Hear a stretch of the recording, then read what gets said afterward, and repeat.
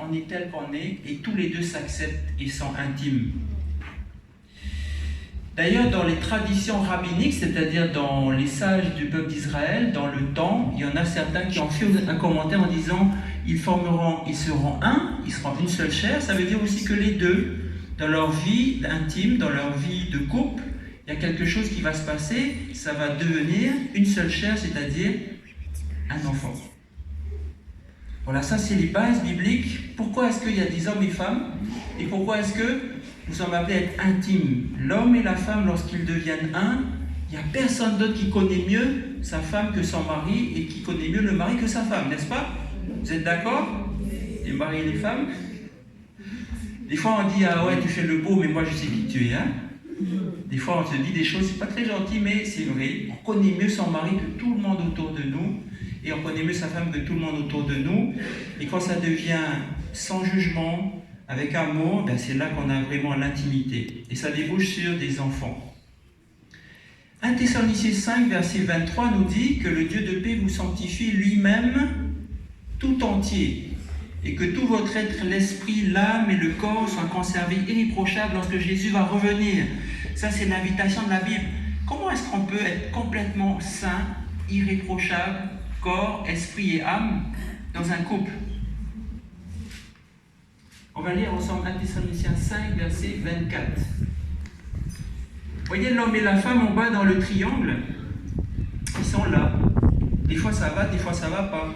Comment est-ce qu'on peut faire qu'on se rapproche? Dans 1 Thessaloniciens 5, verset 23, on nous dit voilà, le but c'est être irréprochable. Quand Jésus va revenir, on est saint dans tous les sens. Mais comment on va faire? Verset 24, celui qui vous a appelé est fidèle et c'est lui qui le fera. C'est Dieu. Donc sur le graphique que vous avez, j'espère qu'on peut essayer de voir. Ah oui, on va faire que l'homme et la femme sont là. Quand l'homme va se rapprocher de Dieu, quand la femme va se rapprocher de Dieu, qu'est-ce qui se passe? Ils deviennent de plus en plus intimes, ils deviennent de plus en plus proches. Et c'est là ce que Dieu va faire. Quand on se rapproche de Dieu, eh bien le corps, l'esprit et l'âme deviennent de plus en plus un. Voilà le plan de Dieu pour vous. Est-ce que c'est pas extraordinaire? C'est merveilleux, n'est-ce pas? Moi, je loue Dieu parce que des fois, tous ceux qui sont mariés ou qui ont été mariés le savent, hein, c'est compliqué la vie de couple. Mais quand on voit le plan de Dieu, c'est tellement magnifique, on se dit, ah Seigneur, on va rentrer dans ce plan, c'est toi-même qui as conçu ce plan. Et c'est pour ça que Dieu a prévu ce qu'on appelle le mariage. Le mariage, c'est une sainte alliance, c'est quelque chose où on s'engage pour la vie, envers l'un et l'autre. Et Dieu lui-même va veiller là-dessus, il va faire quelques avertissements. Hein. Il va dire dans Malachie chapitre 2 verset 14, il fait un reproche. Il dit l'Éternel a été témoin entre toi et la femme de ta jeunesse à laquelle tu es infidèle, bien qu'elle soit ta compagne et la femme de ton alliance. Dieu en quelque sorte nous dit quand on se marie c'est pour toute la vie. C'est pas quand on aura 60 ans, la femme elle est plus tellement comme on était jeune, ah, ça y est c'est fini. Non, non, non, non. Le Seigneur nous dit fidèle jusqu'au bout. Parce que depuis avant, cette femme a été avec toi. Depuis avant, cette femme était avec toi. Et toi, tu dois être fidèle. C'est ça que Dieu attend de nous, les maris. Hein? Et il y a un reproche qui nous attend si on fait autre chose. Ce n'est pas la femme qui va nous faire des reproches, c'est Dieu lui-même.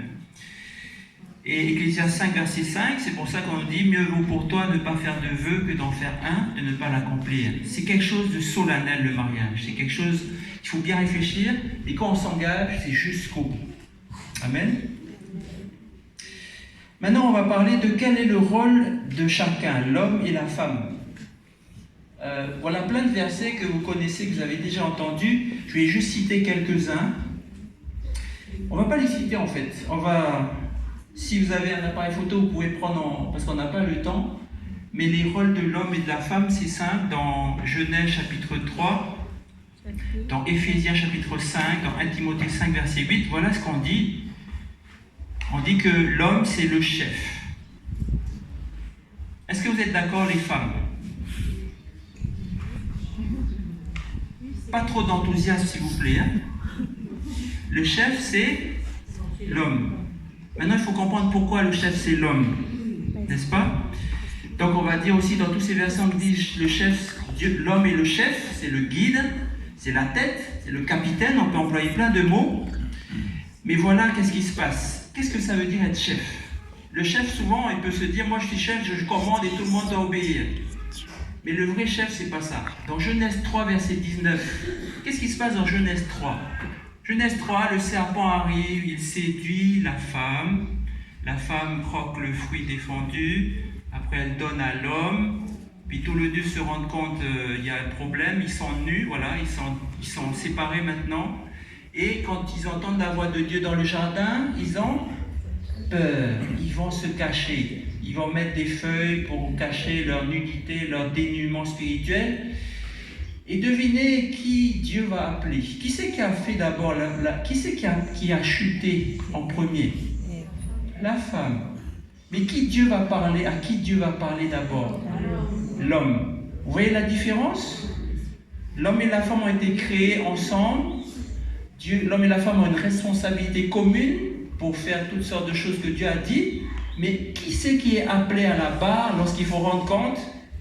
C'est l'homme. C'est ça, être le chef, ça veut dire être le responsable de la famille. Le responsable de la famille, c'est l'homme. Et c'est pour ça que Dieu va l'appeler lui.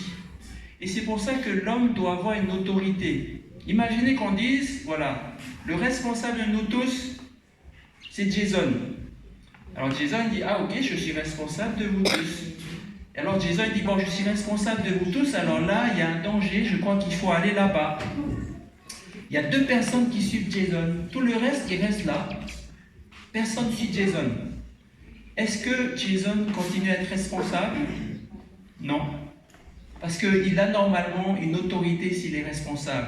S'il est responsable mais que personne ne le suit, il ne peut plus être responsable. Pour être responsable, il faut avoir une autorité. Quand on a une autorité, que Dieu nous dit, les hommes, vous êtes des chefs, c'est vous les chefs de famille, ça veut dire que vous êtes responsables. Ça veut dire que quand il y a un problème, c'est Dieu qui va nous demander à nous les hommes, comme à Adam. Mais ça veut dire aussi que si l'homme il dit à sa femme et ses enfants, venez, on va aller là, et que personne ne le suit, il n'a pas d'autorité, il ne peut pas être responsable. Vous comprenez? C'est pour ça que être chef de famille, c'est être responsable de sa famille. C'est Dieu qui l'a décidé ainsi. Et quand on va parler maintenant de qu'est-ce que ça veut dire être responsable de sa famille, vous connaissez le verset dans Éphésiens 5, versets 22 et 30. Je le cite parce que vous avez déjà entendu. Hein? Marie, aimez vos femmes comme Christ a aimé l'Église. Et qu'est-ce qu'il a fait parce qu'il a aimé l'Église? Christ s'est sacrifié pour l'Église. Donc l'homme, quand il est responsable de sa famille, il doit être prêt à se sacrifier. Et on dit comme Christ a aimé l'Église et s'est sacrifié pour l'Église, et maintenant il va en prendre soin et il va faire ceci, cela pour l'Église. De la même façon, l'homme qui est le chef de la famille, le responsable, va aimer sa famille comme Jésus. S'il faut trimer, s'il faut se sacrifier pour le bien de sa famille, il va le faire. Là, je vais m'adresser juste aux hommes et aussi ceux qui sont sur le point de devenir des hommes, les jeunes hommes ou alors les jeunes garçons. Des fois, quand on se dit qu'est-ce que c'est être un homme, notre image tout de suite c'est être un homme, c'est je fais des exploits, je suis champion du monde de football ou de basket ou je ne sais quoi. Être un homme, c'est bien gagner sa vie, être prestigieux dans la société, etc. Ou même être un homme, c'est être un super-héros. Hein, voilà, je suis un super-héros. Le modèle d'homme que nous avons, c'est Jésus-Christ, notre Seigneur. Jésus-Christ, il est descendu du ciel pour sauver son peuple. Nous, les hommes, on doit être capables de descendre de là où on voulait monter pour notre famille, pour sauver notre famille, pour se sacrifier. C'est ça, être un homme. C'est vrai que tout le reste, Dieu nous a donné des dons pour être fort au football, basket, tout ce que vous voulez, c'est très bien. Mais être un vrai homme devant Dieu, c'est être responsable de ceux de qui Dieu nous a donné la responsabilité, notre famille. Et je dis ça maintenant parce que vous êtes jeunes et que quand vous allez arriver à être papa, père de famille, vous allez voir, c'est pas juste une blague que je dis, hein. C'est très très lourd, c'est très compliqué, c'est très difficile. À chaque fois, je vois des gens, des copains à moi, ils sont juste avec leur femme, ils n'ont pas encore d'enfant, hein. Et là, ils vont avoir un enfant la première fois. Et je dis toujours à l'homme, Tu sais ce que c'est être papa? Je dis non, mais peut-être ça va aller. Je dis tu vas voir, tu vas rien comprendre à ce qui va t'arriver. Parce que la première fois qu'un enfant arrive, l'homme qui a l'habitude d'être toujours le premier, tout ça, il va devoir descendre de là et dire là maintenant je m'occupe de ma femme, de mes enfants. Waouh, de là à là, c'est carrément, c'est ce que Jésus a fait. Jésus, il est le roi, il est le chef de l'univers, il vient prendre soin de ses brebis perdues, de ces brebis qui ont besoin de lui. Et c'est ça être un homme. Donc, quand on lit Ephésiens 5, versets 22 à 30, on voit que Dieu a chargé l'homme d'honorer sa femme, de développer le meilleur de sa femme, sa force, sa beauté, ses talents. Peut-être que vous n'êtes pas convaincus là, de ce qui a marqué ici, hein, les hommes. C'est vraiment ce que dit la Bible. On va lire ensemble. Ephésiens 5, verset 22. Verset 27. Ephésiens 5, verset 27, pardon. Et 28. Vous êtes prêts? Ephésiens 5, verset 27. Voilà ce que Jésus a fait. Jésus a fait plein de choses afin de faire paraître devant lui cette église glorieuse, sans tache, ni ride, ni rien de semblable, mais sainte et irréprochable. Ça, c'est la vision de Jésus pour son église. Il faut que son église soit magnifique, soit glorieuse, sans ride. Ça veut dire quoi? Qu'elle soit belle. Et sans ride, c'est pas je suis fatigué. C'est waouh. C'est ça, Jésus, il voit l'église comme ça. Et le verset 28, qu'est-ce qu'on dit? C'est ainsi que les maris doivent aimer leur femme comme leur propre corps. C'est comme ça qu'il faut faire avec nos femmes, les maris. C'est vraiment veiller à leur honneur, développer le meilleur de votre femme, sa force, sa beauté, ses talents, tout ça. Dans 1 Pierre 3, verset 7, c'est ce qu'on lit aussi. Alors je vous laisse tourner 1 Pierre 3, verset 7. 3 verset 7, Marie, montrez à votre tour de la sagesse dans vos rapports à votre femme, comme avec un sexe plus faible. Honorez-les. Qu'est-ce que ça veut dire honorer quelqu'un? Est-ce qu'on peut honorer quelqu'un en disant il est là et moi je suis là? Honorer quelqu'un, c'est mettre plus haut. C'est dire voilà, je donne de l'honneur, je respecte, je dis c'est waouh. C'est ça honorer quelqu'un. Voilà le rôle donc de l'homme dans le couple. Et bien sûr, le premier devoir, c'est de nourrir et prendre soin de sa famille. On est dans Ephésiens 5, verset, on revient à Ephésiens 5 qu'on avait vu tout à l'heure. Voilà, pardon. Ephésiens 5, donc, le mari s'occupe de sa femme. Il prend soin. Verset 29, c'est là où on lit ça. Ephésiens 5, verset 29. Car jamais personne n'a haï sa propre chair, mais l'homme la nourrit et en prend soin comme Christ le fait pour l'Église. Il faut prendre soin. C'est le premier devoir. Dans 1 Timothée 5, verset 8, un verset terrible qui dit « Celui qui ne prend pas soin de sa famille, il est pire qu'un incroyant. » Vous avez entendu? C'est grave, hein? Je sais que vous savez tout ça, mais vraiment la Bible nous parle ce matin pour nous rappeler les choses de base. Celui qui ne prend pas soin de sa famille, il est pire qu'un incroyant. C'est très important de prendre soin de sa famille. Il traite sa femme comme la co-héritière du salut. Ça veut dire qu'elle va aller aussi dans le ciel avec lui, ainsi que toute sa famille. Et voilà, maintenant, on va lire ensemble Ephésiens 6, verset 4. Si vous voulez bien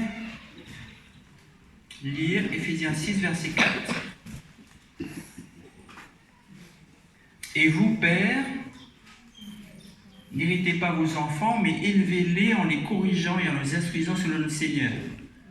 Qui a la responsabilité d'élever les enfants selon ce texte? Père. Élevez vos enfants en quoi? En les corrigeant. Attention, mon fils, ma fille, c'est pas ça, c'est ça. En les instruisant. Qu'est-ce que ça veut dire instruire? Il faut expliquer. Il faut faire comprendre. Il faut faire que les enfants ils puissent dire « Ah ok, j'ai compris papa, ça y est, je vais faire ça. » Et il faut éviter de les irriter. Comment est-ce qu'un papa peut irriter les enfants? Bon, c'est pas l'école, ça va, je suis un peu désolé. Comment un père peut irriter les enfants? C'est qu'il va prendre des décisions. Des fois, c'est des bonnes décisions, mais il va faire comme si c'est indiscutable. Il va faire comme si c'est pas juste. Et les enfants vont voir ça. Et même avec les bonnes intentions, ça peut être mal perçu. Donc un papa, il doit faire tout pour que la famille se sente bien et qu'il prenne ses responsabilités. Il va expliquer, voilà, c'est comme ça qu'on doit aller selon le Seigneur. Et la famille, elle doit respecter ce rôle de responsable de la famille et suivre. Mais il faut le faire d'une bonne manière. Dans Deutéronome 6, verset 4, les commandements que je te donne aujourd'hui seront dans ton cœur, tu les inculqueras à tes enfants. Donc, les papas, vous êtes là pour mettre le cadre, pour mettre la discipline, et c'est important. Voilà, la liste est assez lourde, hein, messieurs, mes chers frères. Maintenant, les femmes. Les femmes, Genèse 2, verset 18. Genèse 2, verset 18, l'Éternel Dieu dit, il n'est pas bon que l'homme soit seul. Alors, qu'est-ce que Dieu va faire? Je vais lui faire une psychologue, une chef, voilà ce qu'il ne faut pas faire, hein, c'est pas bien ce que tu fais. Une démoralisatrice, non, une aide semblable à lui. Vous voyez, Dieu, c'est simple, hein? L'homme c'est le responsable, c'est le chef, et il y a quelqu'un qui est avec lui, qui va l'aider à prendre ses responsabilités et à assumer ses responsabilités. Donc c'est l'aide de l'homme pour accomplir ses responsabilités. Elle est semblable à lui. Elle n'est pas inférieure à lui, hein? Semblable à lui. Dieu a donné aux deux des missions, les deux en même temps. Mais il y en a un qui est responsable, l'autre qui est son aide. Parce que c'est clair, quand vous lisez 1 Corinthiens 11, verset 3, je veux cependant que vous sachiez que Christ est le chef de tout homme, que l'homme est le chef de la femme, que Dieu est le chef de Christ. Mais dans cette lignée, Dieu est le chef de Christ, Christ est le chef de l'homme, l'homme est le chef de la femme. Dans cette lignée, vous voyez une domination, vous voyez, comme on a dit dans l'histoire des enfants, un papa qui prend soin, qui aide. Et en même temps, toute cette chaîne, elle est solidaire. Est-ce que Dieu et Christ sont en concours de domination? Jamais.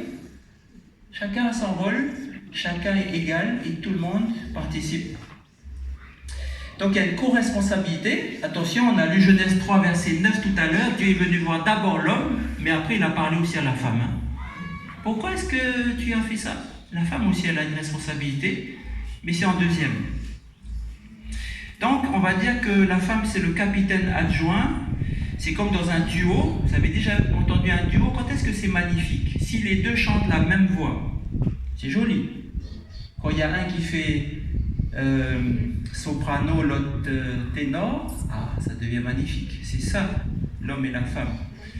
Quand on danse aussi, je sais qu'on n'est pas des grands danseurs, mais dans une danse, l'homme et la femme, l'homme conduit, la femme suit, et tous les deux, quand ils sont en harmonie, c'est quelque chose qui peut être très joli. Donc c'est l'esprit d'équipe pour le foyer, et puis bien sûr, nous voyons dans Éphésiens 5, verset 22, « Femmes, soyez soumises à vos maris comme au Seigneur ».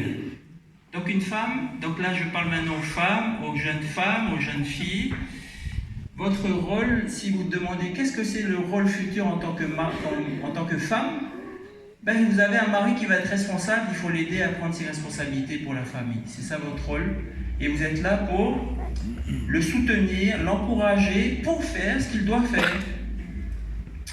Et c'est là où on parle de respecter. Dans Éphésiens 5, verset 33, on nous dit « Du reste que chacun de vous, les hommes, aimez votre femme comme vous-même, et la femme, elle doit respecter son mari. » Qu'est-ce que ça veut dire, respecter son mari?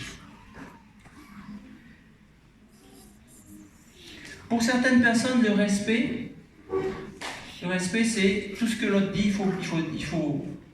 Mais on va voir que ce n'est pas exactement ça. On va voir tout à l'heure. On va lire un verset maintenant. 1 Pierre 3, verset 1 à 5. 1 Pierre 3, verset 1 à 5. On va lire qu'est-ce que c'est la soumission et pourquoi il y a la soumission.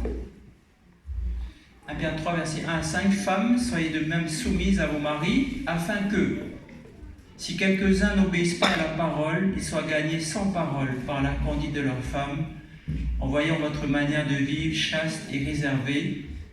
Ayez non cette parure extérieure qui consiste dans les cheveux tressés, les ornements d'or ou les habits qu'on revêt, mais la parure intérieure est cachée dans le cœur, la pureté incorruptible d'un esprit doux et paisible qui est d'un grand prix devant Dieu.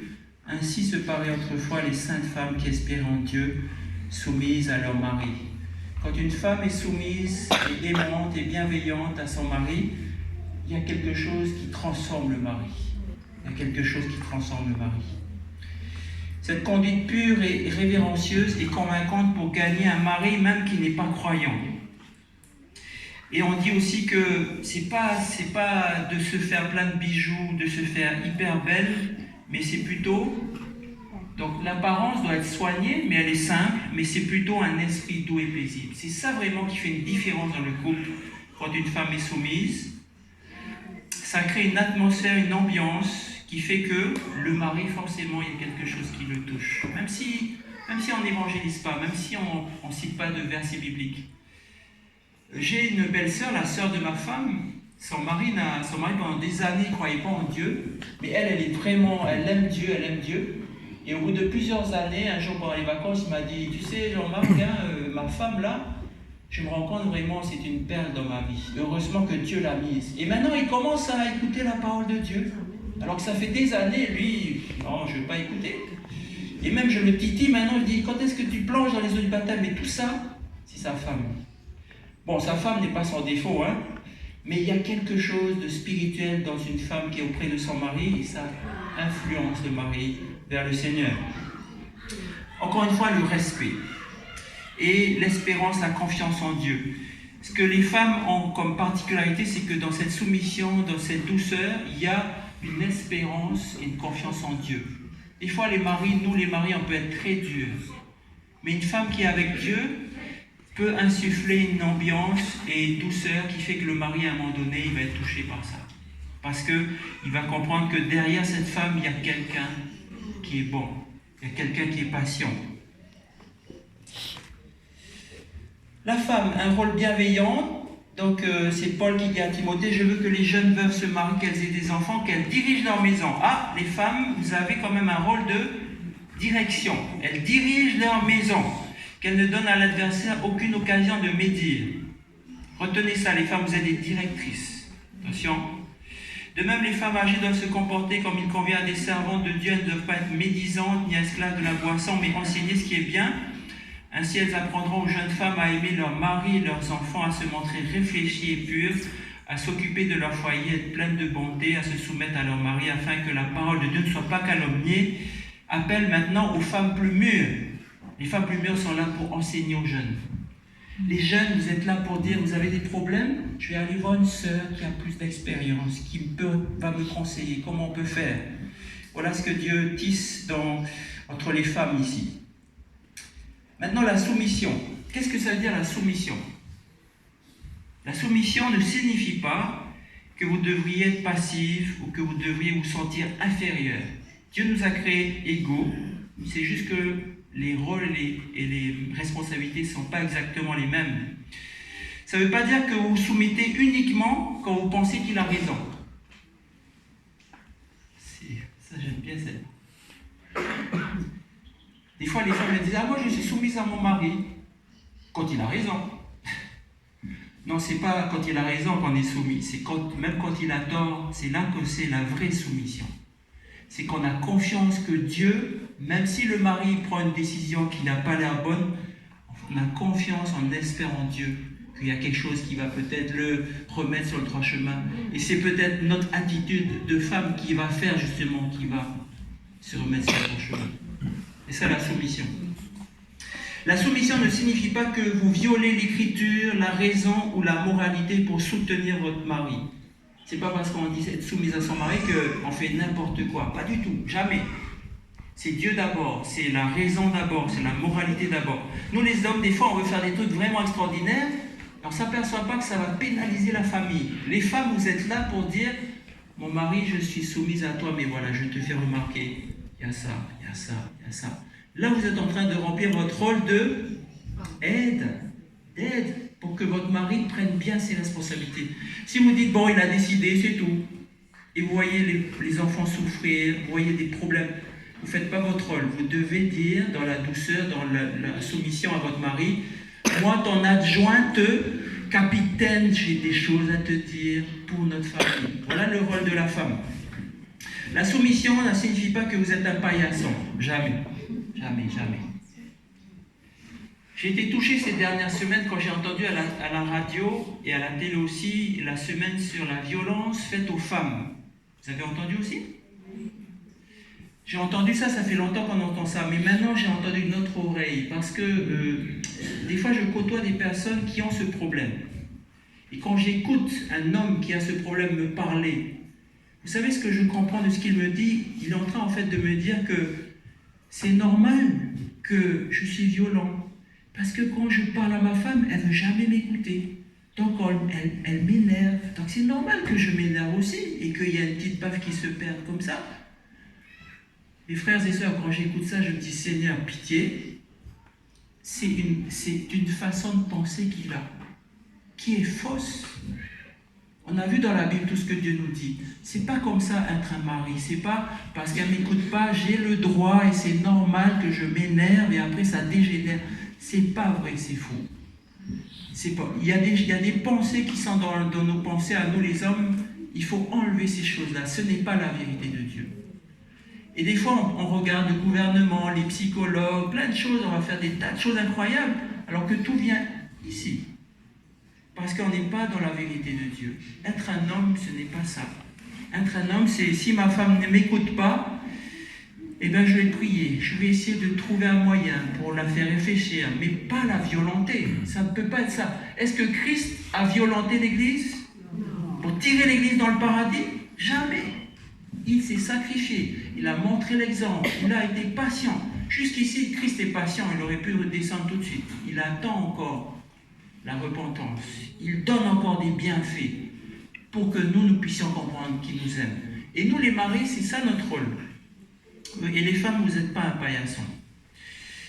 Il ne faut pas non plus utiliser la soumission comme un outil pour arriver à vos fins, les femmes. Attention, parce que des fois, on dit « Ah, je me soumets là, et après, il va me donner autre chose. » Non, il faut être réel. C'est ça l'intimité. Il ne faut pas faire des plans bizarres. Hein.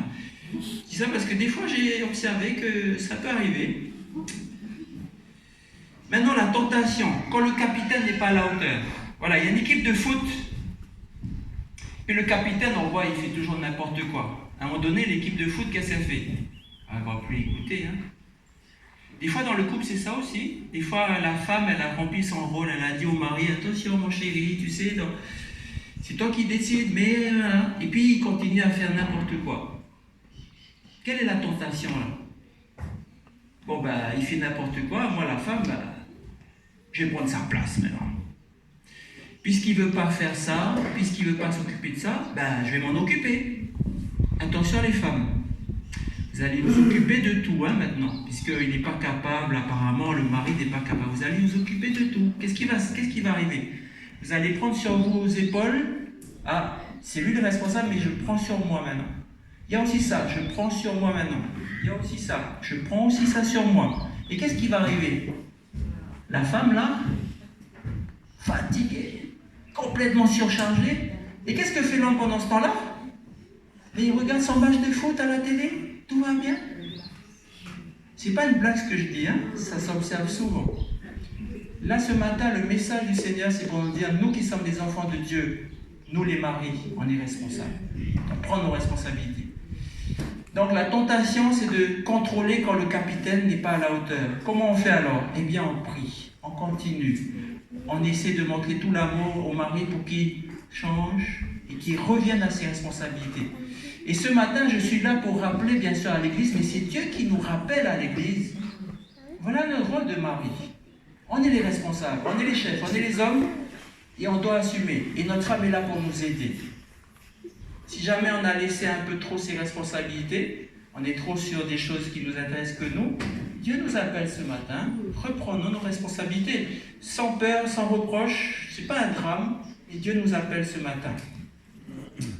Maintenant, revenons à la définition du respect. Qu'est-ce que c'est le respect? Respecter son mari, qu'est-ce que ça veut dire?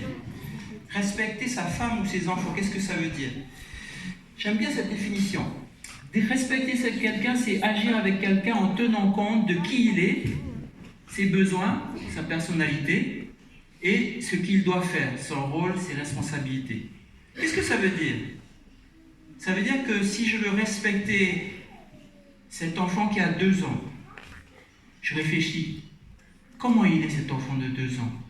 Est-ce que je peux jouer au foot avec lui? Attention, quel est son rôle? Quelle est sa responsabilité? Et c'est comme ça que je respecte l'enfant. Si je regarde maintenant mon mari, c'est quoi son rôle? Le chef, le responsable. Ah, je respecte ça. Qui il est? Qu'est-ce qu'il a besoin? Qu'est-ce qu'il aime bien? Ou qu'est-ce qu'il n'aime pas? C'est là qu'on respecte son mari. Comment on respecte sa femme? On sait qui elle est. Est-ce qu'elle aime ceci? Est-ce qu'elle aime cela? C'est quoi son rôle? Elle a des rôles aussi. Elle est directrice de la maison, n'oubliez pas. Il faut aussi respecter ça. Quand maman va dire aux enfants, c'est comme ça, le mari, non, c'est moi le chef, c'est moi qui dis, non, vous respectez, elle a un rôle de directrice, la femme. Et c'est ça, respecter. D'ailleurs, pourquoi est-ce qu'on dit respecter Dieu? Respecter Dieu, c'est quoi? Dieu, il est qui? C'est le souverain. On ne fait pas n'importe quoi avec lui, devant lui. Et il a un rôle aussi. Le Saint-Esprit, Jésus, tous ont un rôle, on respecte ça. Dans l'église, c'est pareil, respecter le diacre, l'ancien, respecter les amis, qui il est? C'est quoi son rôle? Et on agit en fonction de ça. Donc, respect de son mari. Il y a un petit point, je suis obligé de dire. 1 Corinthiens 7, verset 2. Si vous avez le temps d'ouvrir, 1 Corinthiens 7, verset 2. Verset 2 à 5. Prenez le temps d'ouvrir. Parce qu'il y a une chose que les maris, ils ont, c'est un peu spécial. Toutefois, pour éviter l'immoralité sexuelle, que chacun ait sa femme et que chaque femme ait son mari, que le mari rende à sa femme ce qu'il lui doit et que la femme agisse de même envers son mari. La femme n'a pas autorité sur son propre corps, mais c'est le mari. De quoi on parle là? On parle de vie intime, de vie sexuelle. Les hommes ont des besoins, les femmes, elles doivent comprendre ça. Et donc la Bible nous dit, la femme n'a pas autorité sur son propre corps, mais c'est le mari. Bon, bien sûr, pareillement, le mari n'a pas autorité sur son propre corps, mais c'est la femme. En d'autres termes, le mari, il a besoin de sa femme intimement. La femme, elle doit aussi pouvoir dire, écoute, là, c'est pas le moment, mais je sais que tu as besoin, il y aura un moment. Mais les deux, c'est comme ça qu'ils s'aiment. Ils tiennent compte des besoins l'un de l'autre. Là, on parle d'un besoin physique. Donc, verset 5, « Ne vous privez pas l'un de l'autre, si ce n'est d'un commun accord, pour un temps, afin de vaquer à la prière. Puis retournez ensemble de peur que Satan ne vous tente par votre incontinence. » Attention là, écoutez bien. Si le mari a besoin de ça, la femme a dit, je suis occupée, j'ai autre chose à faire, ceci, cela. Ah ben, il m'a mal parlé, ceci, cela. Le mari, qu'est-ce que vous pensez qu'il va y avoir, qui va se passer là? Il y a une autre femme qui va passer par là, il va être faible. Je ne dis pas que c'est votre faute, pas du tout, c'est sa faute à lui. Mais je dis bien, il faut respecter les besoins de chacun. Et ce besoin-là, attention, très important pour les hommes. Bien sûr, les hommes, faites attention aussi comment vous le faites. Hein. Là, il y a tout un séminaire qu'on fait là-dessus. Il ne faut pas faire n'importe quoi avec votre femme. Il faut que ce soit bien et que tout le monde trouve que c'est quelque chose de bien ensemble. Respecter les enfants. Alors, ça veut dire que quels sont les besoins des enfants? Quelles sont leurs personnalités? Chaque enfant est différent. Et des enfants, on peut se permettre d'être un peu carré, d'autres enfants sont plus sensibles, il y a une autre façon. Donc les besoins, c'est quoi? Ce qu'ils doivent faire. Est-ce que les enfants ont un rôle dans la maison? Oui. Est-ce qu'ils ont des responsabilités? Oui. Vous savez pourquoi? Parce que ces enfants doivent apprendre qu'ils ont des responsabilités, parce qu'ils vont grandir et ils vont devenir des adultes qui prennent leurs responsabilités. 2 versets pour nous aider. Ésaïe 7, verset 14. On connaît ce verset. C'est pourquoi le Seigneur lui-même vous donnera un signe. Voici, la jeune fille deviendra enceinte, elle enfantera un fils. Elle lui donnera le nom d'Emmanuel. Mais le verset 15 est vraiment intéressant. Il mangera de la crème et du miel jusqu'à ce qu'il sache rejeter le mal et choisir le bien. Vous savez, cette phrase, c'est le cœur de l'éducation. C'est quoi éduquer un enfant? Est-ce que c'est lui dire, c'est ça, ça, ça, ça, ça, ça, ça. Et toi, tu suis tout ce que j'ai dit. Est-ce que c'est ça l'éducation? L'éducation, c'est faire en sorte que l'enfant, un jour, sache lui-même rejeter le mal et choisir le bien. Vous pouvez dire à vos enfants, jusqu'à ce qu'ils quittent la maison, c'est ça, ça, ça, ça, ça, ça, ça. Il est obligé de le faire. Quand il va quitter la maison, s'il n'a pas appris lui-même à rejeter le mal, à choisir le bien, vous avez tout raté. Il faut apprendre à l'enfant à savoir choisir dans le foyer. Apprendre à choisir le bien, rejeter le mal. Quand il va sortir du foyer, tout seul, il va rejeter le mal, choisir le bien. C'est ça le rôle, c'est ça les besoins des enfants. Toute votre vie, vous allez lui dire ceci, cela, il sort, il est tout seul, il fait autre chose. C'est catastrophique. C'est ça notre rôle de parent. Et donc, Luc 2, verset 51, vous connaissez ce verset, Jésus était soumis à ses parents. Jésus était soumis à ses parents. Donc ça, c'est le rôle des enfants. Écoutez bien les enfants, soumis à leurs parents. Et on dit dans Luc 2, verset 52, « Et Jésus croissait en sagesse, en stature et en grâce devant Dieu et devant les hommes. » C'est lorsque vous êtes soumis à vos parents, que vos parents font bien les choses, que vous grandissez en stature, en grâce, en sagesse, devant Dieu et devant les hommes. Si vous voulez grandir bien les enfants, écoutez bien papa et maman. Papa et maman, vous faites bien aussi, hein? Mais c'est comme ça que vous allez devenir des personnes extraordinaires devant Dieu, comme Jésus l'a été. Respect de soi-même aussi, qui on est, qu'est-ce que je dois faire? Donc ça, il faut respecter aussi ce que Dieu nous a donné, personnellement. Le respect de l'épouse par son mari, voilà ce qu'on a dit tout à l'heure. Honorez vos femmes, honorez vos femmes. Est-ce que vous vous souvenez de cet épisode où Jésus, on lui a amené une femme adultère? Femme adultère, c'est grave, hein?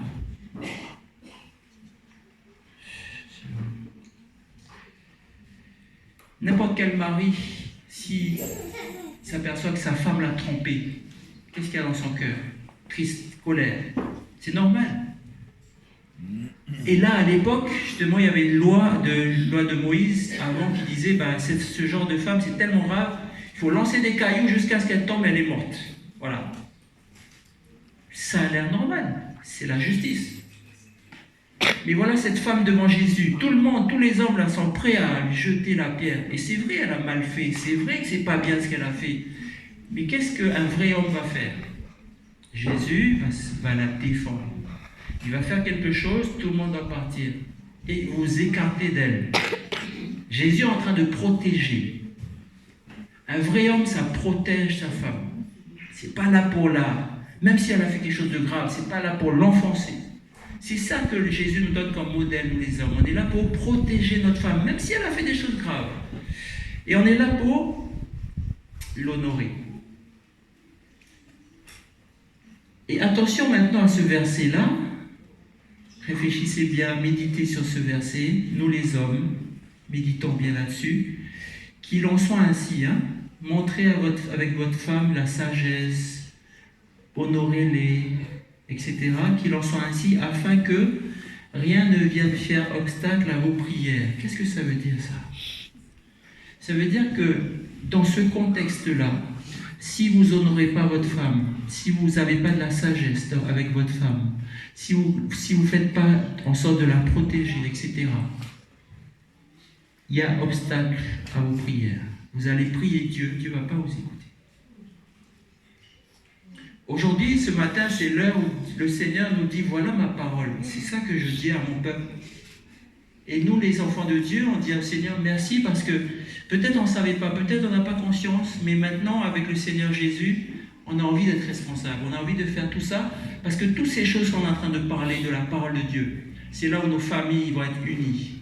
L'homme, la femme, les enfants, c'est là où on va donner gloire à Dieu. Amen. Je pourrais m'arrêter là. Mais j'ai sélectionné pour vous quelques diapos pour le témoignage de l'esprit de prophétie. Alors, comme le temps a passé beaucoup, si vous voulez, je pourrais vous passer le diaporama, mais j'ai cité quelques points. Ça, c'est Ellen White qui nous dit, hein, la femme est l'égale du mari. Il n'y a pas de question ici, ok? La femme, c'est la reine du foyer. Comme a dit la Bible, elle est la directrice de la maison. C'est la reine du foyer. Ça veut dire quoi? Quand elle dit des choses, elle parle avec son mari, mais quand elle dit, voilà, dans la maison c'est comme ça, les enfants, et le mari, il dit, ok, je respecte ton rôle de directrice de la maison. Maintenant, l'atmosphère. Ah, ça c'est, il faut lire ça. Atmosphère. Le foyer devrait être un coin du ciel sur la terre, un endroit où les affections sont cultivées et non soigneusement refoulées. Hyper important. La maison, c'est là où on apprend à avoir des affections. Ça veut dire quoi? On apprend à faire des bisous. On apprend à dire oh, je t'aime. On apprend à dire je t'apprécie. On apprend à faire toutes ces choses. C'est ça la maison. Et non pas un endroit où on refoule. On dit ah, on ne doit rien dire, on ne doit pas parler. Attention. Le foyer, c'est là où on apprend l'amour. Hein? C'est là où Dieu nous apprend. Notre bonheur dépend de cette culture réciproque de l'amour, de la sympathie, de la vraie courtoisie. Et ce sont les parents qui, dans une large mesure, créent l'atmosphère du cercle familial. Mes enfants pourront vous le dire, quand papa et maman ne sont pas bien, ben, tout le foyer, ça ne va pas. C'est comme ça. On n'est pas fiers quand ça arrive, hein? Ça arrive aussi. Mais notre but, c'est l'atmosphère du foyer. Parfumez l'atmosphère de votre foyer par de douces attentions. Et il y a des règles à suivre, il y a des règles à suivre, c'est-à-dire il y a des règles aussi pour respecter les uns et les autres. Et les parents doivent montrer l'exemple dans leur comportement réciproque. Quand le papa respecte la maman respecte le papa, les enfants ils comprennent ce que ça veut dire. Là ici, ni le mari ni la femme ne doivent chercher à dominer. Il n'y a pas d'esprit de domination dans la famille. Et c'est pour ça que les enfants vont voir cet exemple. On va pas, vous voyez, le grand frère, souvent, il veut dominer sur le petit frère, ceci, cela. Le mari et la femme doivent montrer, c'est pas comme ça. Oui, l'homme est le chef, il est responsable, mais il n'y a pas de domination, il n'y a pas de supériorité. Et il faut être déterminé à ne jamais se faire de la peine ou du tort l'un à l'autre. Parents, ne vous exprimez jamais d'une manière irréfléchie. Si vos enfants commettent des fautes, reprenez-les, mais avec douceur et tendresse. Chaque fois que vous criez, vous perdez une occasion précieuse de leur donner une leçon d'indulgence et de patience. Ça, c'est pour moi, cette phrase-là. S'attacher au Sauveur. N'oubliez jamais que vous rendez votre foyer lumineux et heureux pour vous-même et pour vos parents en vous attachant aux vertus du Sauveur. J'aime tellement ce qu'elle dit, Ellen White, ici. Les difficultés, c'est la réalité. Les difficultés peuvent surgir, elles sont le lot de l'humanité, mais ne perdez jamais courage. Que la gratitude et la bonté illuminent votre cœur, même aux jours les plus sombres. Sous son apparence de simplicité et de monotonie, le foyer peut toujours être un endroit où des paroles gaies sont prononcées, où des actes de bonté sont accomplis, où la courtoisie et l'amour sont des hôtes permanents. Correction. Appliquez les règles du foyer avec sagesse et amour, non avec une verge de fer. Les enfants obéiront de bon gré aux règles de l'amour. Et là, ici, attention aussi, là, souvent, on ne sait pas ces choses. Dites du bien de vos enfants chaque fois que vous le pouvez. Détectez vos enfants, il y a quelque chose qui est bien, dites-le. Faites en sorte qu'ils soient contents. Rappelez-vous que le Seigneur n'envoie pas uniquement à la terre des nuages et de la pluie, mais aussi le soleil magnifique et riant, le tout faisant germer la semence et apparaître les fleurs. Souvenez-vous que les enfants ont besoin non seulement d'être repris et corrigés, mais aussi d'être encouragés et même, regardez ce mot-là, vos enfants ont besoin d'être loués par des paroles de bonté, agissant comme les rayons agréables du soleil. Vous avez vu le soleil? Il y a la sombre nuit, les fleurs sont... Et puis le soleil arrive, rayon de soleil. Voilà les enfants, comment ils sont. Voilà comment on peut faire avec eux pour qu'ils grandissent, qu'ils s'épanouissent. Alors, le résumé, c'est la référence, c'est le ciel. Voilà ce que c'est dans le foyer, le ciel. Cultiver réciproquement les affections, ne pas les refouler, douces attentions, atmosphère douce et paisible, règles à suivre. Attention, il y a des règles, attitude ferme mais pleine d'amour et de sagesse, l'exemple vivant des parents entre eux. Et même dans les difficultés, on peut toujours être joyeux, avoir des bonnes paroles, une gratitude. Les besoins des enfants, c'est être repris, corrigé et encouragé et loué. Amen.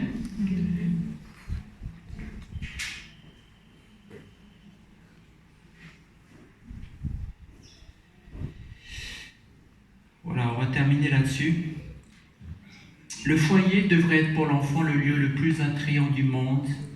La présence de la mère s'en vient le plus précieux. L'enfant a une nature sensible et aimante. Un rien fait son bonheur, rien l'attriste. Par une discipline aimable, des paroles et des actes empreints de tendre affection, la mère peut facilement gagner son cœur. On va aller jusqu'à la fin rapidement. On va parler de la propreté, de la simplicité, de l'ordre.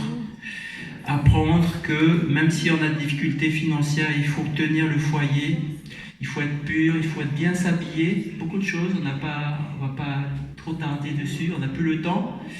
Mais l'apparence des choses, la propreté, l'hygiène, toutes ces choses, c'est très important dans le foyer. La nécessité de l'ordre pour rendre un foyer heureux. Des fois, peut-être les enfants ont du mal à comprendre ça. Il faut de l'ordre pour qu'on soit heureux. C'est très important. Et notre dernière citation de l'esprit de prophétie. À quoi ça sert finalement un foyer chrétien dans l'univers? C'est le plus beau reflet du ciel. Si les gens veulent savoir qui est ce Dieu-là, ils regardent le foyer, ils regardent notre foyer, ils regardent mon foyer. Le foyer devrait correspondre à tout ce que ce mot implique.